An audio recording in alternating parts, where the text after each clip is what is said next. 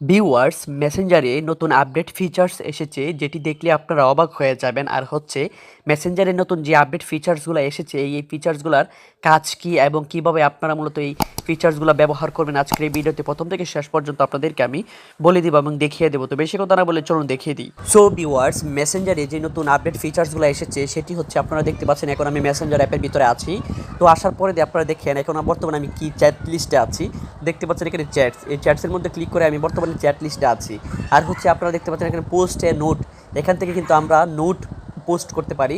দেখেন একজন আমার ফ্রেন্ড লিখেছে ব্যাক টু হেল, সে এখানে একটি নোট পোস্ট করেছে। আপনারা চাইলে আপনাদের নোট এখান থেকে আপনাদের প্রোফাইল থেকে একটি নোট পোস্ট করতে পারেন।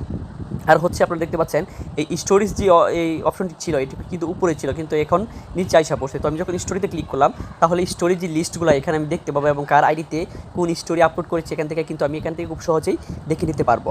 তো আপনারা দেখতে পাচ্ছেন এখানে আরেকটি মেনু, এই মেনুটা কিন্তু উপরে ছিল, এই মেনুটা উপরে ছিল কিন্তু এই মেসেঞ্জারে আপডেটের কারণে এই মেনুটা নিচে মানে আইসা পড়ছে।